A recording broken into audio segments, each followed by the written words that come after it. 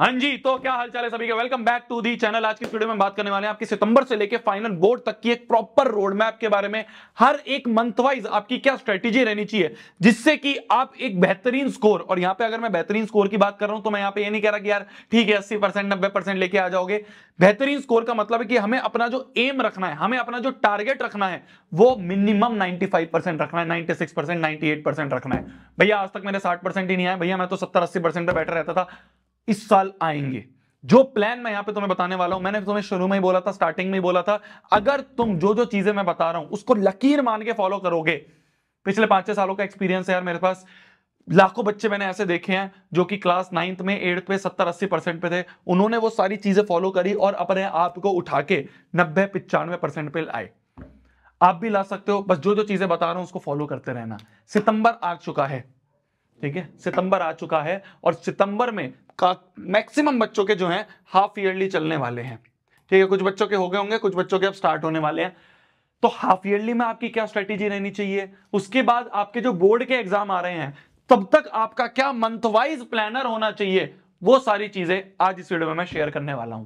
देखो यार, सीबीएसई का भी कोई ऐसा सर्कुलर नहीं आया कि 2 बोर्ड होंगे तो वो कब होंगे, कुछ होंगे, कुछ होगा तो उस हिसाब से हम प्लान को बाद में चेंज कर लेंगे। अभी मैं ये मान रहा हूं कि भाई फरवरी मिड में आपके बोर्ड के एग्जाम शुरू हो जाते हैं, जैसे लास्ट ईयर तक होते थे, और फरवरी मिड से लेके मार्च तक आपके बोर्ड्स के एग्जाम होते हैं।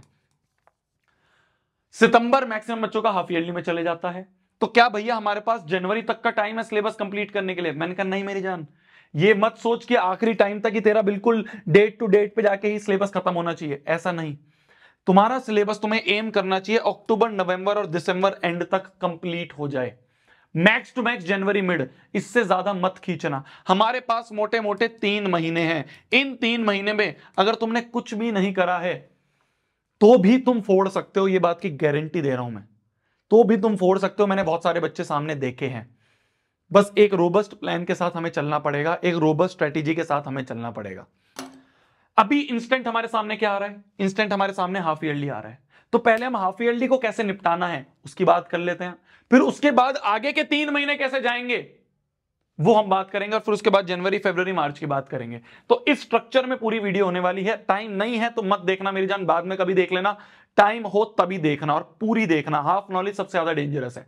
अगर मैं बात करूं तुम्हारे हाफ ईयरली एग्जाम्स की, तो देखो यार, हाफ ईयरली एग्जाम मैंने तुम्हें पहले भी बोला था और मैं अब भी बोल रहा हूं, इतना ज्यादा सीरियसली हमें नहीं लेना है। सीरियसली लेना है ऐसा नहीं है कि इसको छोड़ के आ जाना है, मजे मजे में जाना है, ना ना ना।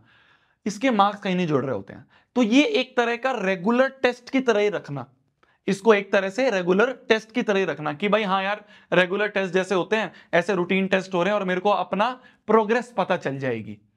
क्या मेरी बात समझ में आ रही है? तो इसको इस तरह से ही मानना है। अगर मैं बात करूं कि भैया इसके लिए पढ़ाई कैसे करें, जरूरी नहीं है सारे चैप्टर जो आ रहे हैं सारे तुम्हारे हो। भाई शुरू के 2-3 चैप्टर तो हर एक बच्चा पढ़ लेता है। क्लास की स्टार्टिंग जब क्लास 10th में घुसे घुसे हो गए तो चैप्टर नंबर 1 2 3 तो पढ़ ही लिया होगा।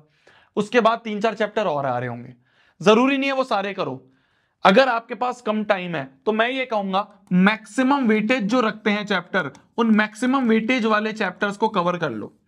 उन मैक्सिमम वेटेज वाले चैप्टर्स को कवर करके सिर्फ उन चैप्टर्स का जाके एग्जाम दे दो। मान लो 1-2 चैप्टर छूट भी जाए कोई बात नहीं ना, आराम से कर लेंगे। ऐसा नहीं होना चाहिए जल्दबाजी में सारा सिलेबस कर लिया और वहां जाके ब्लैंक हो गए। जितना करो उसको बेस्ट करो। Quality is greater than quantity, इस बात का ध्यान रखो। क्वालिटी चीज होनी चाहिए। जितने चैप्टर तुमने देखो शुरू के 2-3 चैप्टर ऑलरेडी पढ़ रखे होंगे, आगे 1-2 चैप्टर जो मैक्सिमम वेटेज वाले हैं वो और कर लो। तो जितने तुमने तैयारी करी है उसमें बेस्ट हो। जल्दबाजी के चक्कर में सबको ऊपर ऊपर से देख लिया और जाके कराए, कुछ नहीं होगा। अब भैया कैसे करें? मान लो भैया मैक्सिमम वेटेज वाले 1-2 चैप्टर हैं, कैसे करेंगे? अगर मैं मैथ्स की बात करूं तो मैथ्स के लिए 2 चीजें होती हैं। ये मैं तुम्हें सिर्फ हाफ ईयरली का प्लानर बता रहा हूं, हाफ ईयरली की स्ट्रेटेजी बता रहा हूं कि इंस्टेंट अभी क्या क्या कर लो जल्दी जल्दी, आगे का और अच्छे से इलेबोरेट करूंगा। मैथ्स की अगर मैं बात करूं तो भाई वन शॉट देख लो, वन शॉट चैनल पर डले हुए मैथ्स बाय शोभित निर्वाण, नीचे लिंक दे दूंगा, वो देख लो। साथ साथ में एनसीईआरटी कर लो। अगर इतनी भी 2 चीजें कर लोगे तो तुम हाफ ईयरली के लिए तैयार हो, हाफ ईयरली तक के लिए तुम तैयार हो।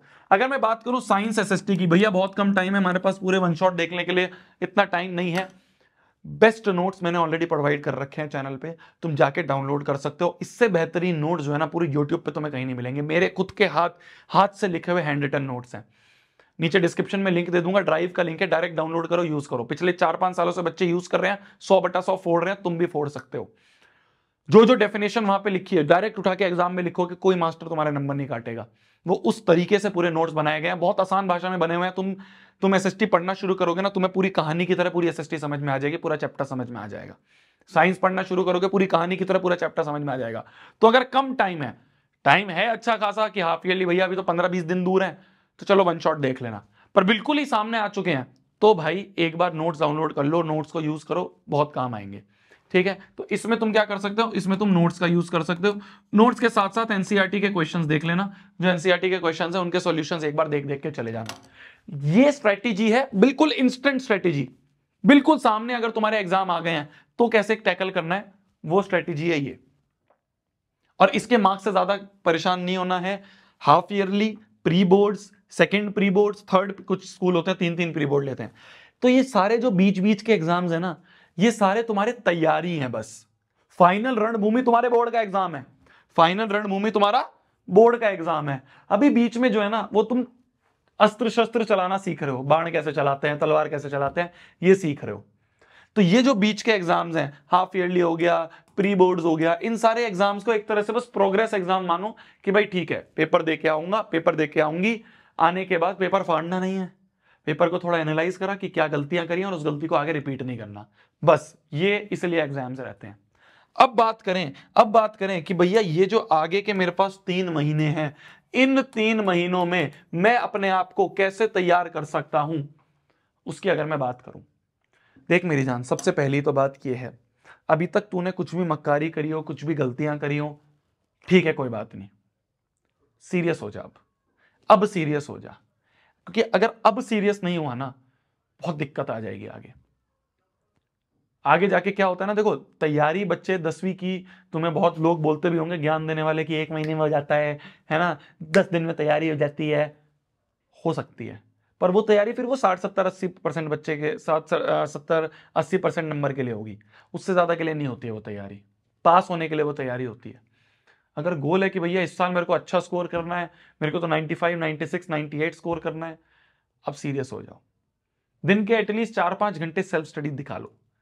ठीक है भैया, कहां से पढ़ना है, रिसोर्सेज क्या फॉलो करने हैं, ये थोड़े बता दो, क्या ऐसी चीजें हैं भैया, क्या है ना, यूट्यूब पे आते हैं 100 चीजें दिख जाती हैं, समझ में नहीं आता, दिमाग खराब हो जाता है, बंद कर देते हैं। क्या बिल्कुल आप बता दो कि भाई ये लकीर मान लो, ये सारे मटेरियल फॉलो करो और तुम्हारे इतने % नंबर आ जाएंगे, वो मैं आज तुम्हें बता रहा हूं। देखो, अगर तुम बैच में हो, आरंभ बैच में हो, तो तुम्हें फिर सारे मटेरियल वहां पे दे रखे हैं। ठीक है, तो भाई चैप्टर जो जो बचे हुए हैं, बैकलॉग बचे हुए हैं, वो चैप्टर उठाओ, लेक्चर देखो, नोट्स देखो और काम हो जाएगा। अगर तुम बैच में नहीं हो और तुम चाहते हो भैया मैं जल्दी जल्दी कैसे कवर करूं, तो सुन मेरी बात, मैं तेरे को सब्जेक्ट वाइज स्ट्रेटेजी बता देता हूं। अगर मैं बात करूं मैथमेटिक्स की, तो मैथमेटिक्स में ना कोई भी चैप्टर तुम उठा रहे हो, उस चैप्टर का सबसे पहला काम तो वही सेम रहता है कि वन शॉट वीडियो देखो। वन शॉट वीडियो का मतलब क्या होता है, वन शॉट वीडियो का मतलब होता है, तुम चैनल पे जाके देख सकते हो, मैथ्स बाय शोभित निर्वाण सबसे बेहतरीन वन शॉट बना रखी है, हर चैप्टर को 3-4 घंटे में इलेबोरेट करके अच्छे से पढ़ा रखा है। तो वन शॉट वीडियो देखो, वन शॉट वीडियो से उस सारे चैप्टर के कॉन्सेप्ट क्लियर हो जाएंगे। मैंने उसमें बहुत सारे प्रीवियस ईयर क्वेश्चन भी करवा रखे हैं, सब करवा रखा है, तुम एक बार जाके देखो तो मेरी जान, गोल्ड माइन पड़ी हुई है, गोल्ड माइन, मैथ्स बाय शोभित निर्वाण चैनल पे। साल में एक बार लाता हूं और ऐसा लाता हूं कि धमाकेदार। तो वहां पे वन शॉट वीडियोस देख लोगे। वन शॉट खाली देखना काम नहीं बनेगा, वन शॉट के साथ साथ ना एनसीईआरटी की प्रैक्टिस जरूरी है कि भाई जितना कॉन्सेप्ट पढ़ लिया, मान लो मैंने तुम्हें एक्सरसाइज नंबर 8.1 पढ़ा दी, तो वहीं पे वन शॉट को पॉज करो और उस एक्सरसाइज के क्वेश्चंस कर लिए। फिर 8.2 हो गई, तो 8.2 के कॉन्सेप्ट पढ़ लिए, तो अब उसके क्वेश्चंस करो। इस तरीके से करो, खाली वन शॉट को ऐसे सत्संग की तरह बैठ के सुन रहे हो, कुछ नहीं होगा मैथमेटिक्स में। मैथमेटिक्स में मैं स्पेसिफिकली बोल रहा हूं, पहला स्टेप हो गया वन शॉट। मैं तुम्हें चैप्टर वाइज बता रहा हूं कि तुम्हारी क्या स्ट्रेटेजी होगी। तुमने चैप्टर उठाया, उसकी वन शॉट देखी, साथ साथ में यहीं पे तुम्हारी एनसीईआरटी कवर हो जाएगी। वन शॉट के साथ साथ अपने कॉपी पेन लो, कॉपी पेन पे लेके एनसीईआरटी करो। इसके बाद जो दूसरी चीज होती है, वैसे तो मेरे वन शॉट में भी आरडी शर्मा वगैरह के क्वेश्चंस हो जाते हैं कवर, पर फिर भी अगर तुम्हारे पास टाइम है तुम अच्छे से कर सकते हो। मैं पहले नहीं बोलता था, अब मैं बोल रहा हूं आरडी शर्मा कवर कर लेना। आरडी शर्मा से क्या होता है ना, तुम्हारे पास बहुत सारे एक ही टाइप के क्वेश्चंस हैं जिसकी प्रैक्टिस हो जाती है। तो इससे क्या होगा, maths is all about practice, जितनी ज्यादा प्रैक्टिस होगी उतना ज्यादा दिमाग चलेगा, उतने ज्यादा क्वेश्चंस फ्लो से हो पाएंगे। मेरा ये सजेशन रहता है, आरडी शर्मा जरूर करो, चैप्टर की उठाओ और करो साथ में। इसके बाद ये सारी जो चीजें है ना, चाहे मैं बात करूं एनसीईआरटी की, चाहे मैं बात करूं आरडी शर्मा की, ये सारे हैं सब्जेक्टिव क्वेश्चंस। अब क्या है ना, सीबीएसई इसके अलावा बहुत सारी चीजें घुमा घुमा के पूछता है। ये भी बहुत साल पहले बनी हुई थी, एनसीईआरटी भी बहुत साल पहले बनी हुई है, तो उसमें वो अपडेटेड चीजें नहीं है जो सीबीएसई अब पूछता है। असर्शन रीजन हो गया, केस बेस्ड क्वेश्चन हो गया, वैल्यू बेस्ड क्वेश्चन हो गया, तुम्हारे लॉजिकल रीजनिंग हो गए, एमसीक्यूज हो गए, ये सारी चीजें जो है ना, ये सारी चीजें आपको कोई नई बुक लेनी जरूरी है।